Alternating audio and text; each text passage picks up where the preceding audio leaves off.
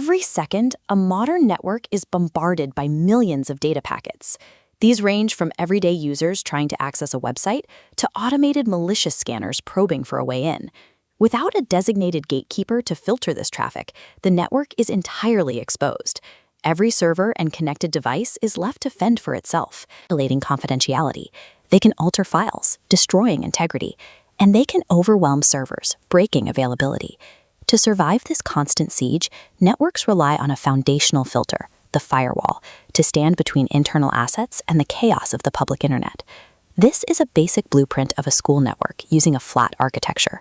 Here, guest Wi-Fi devices, the public school website, and highly sensitive grading servers all sit on the exact same open network, with no physical or logical barriers between them.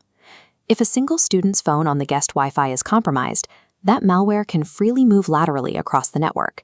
Because there are no internal gates, the infection travels straight from the guest device into the grading servers. Protecting sensitive information requires breaking up that flat design and building strict internal boundaries to contain potential breaches. This diagram shows a perimeter firewall monitoring incoming and outgoing traffic based on predetermined rules. It admits safe data and drops the rest. A basic stateless firewall makes decisions using only packet headers, checking source and destination IP addresses and logical ports, like port 80. Stateful firewalls track the ongoing context or state of active network connections. Instead of just checking the return address on the envelope, they remember if an internal device actually requested that specific data in the first place. Understanding the state of a connection provides a highly effective defense against unauthorized entry. It easily blocks attackers who try to sneak malicious packets through open ports by pretending they are part of an established conversation.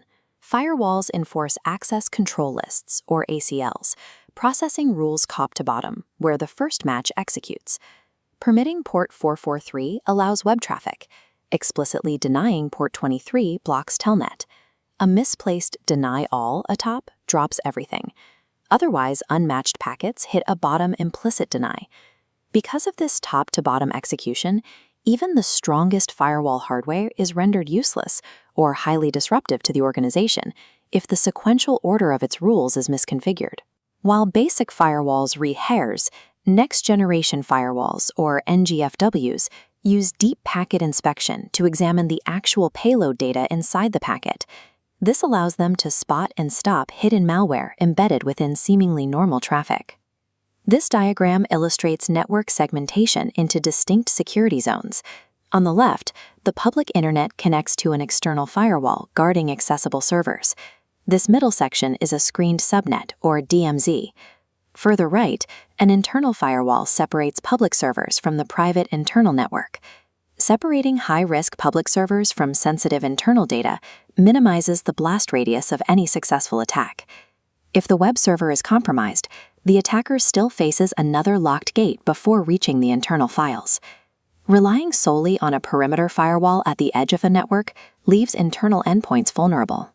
Host-based firewalls must be installed on individual computers, filtering traffic right at the device level and blocking unsafe outbound connections. Administrators also need visibility into what these firewalls are catching. Enabling continuous logging on network devices generates a record of every allowed and denied connection, providing the exact data needed to investigate suspicious activity. True network security requires a defense-in-depth approach. Layering perimeter boundaries with individual device protections and continuous oversight ensures that a failure at one point does not compromise the entire system. Let's review the core mechanics. Firewalls control the flow of traffic by executing access control lists. Those ACL rules are strictly processed in sequential order, from top to bottom. Stateless firewalls only inspect packet headers, while stateful firewalls track connection states. Next-generation firewalls go even further, analyzing the actual data payload itself. Finally, firewalls enable network segmentation.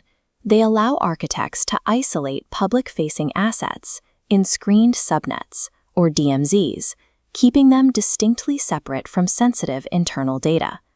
A firewall serves as a dynamic, intelligent gatekeeper. By reading headers, tracking states, and enforcing boundaries, it provides the foundation required for network survival.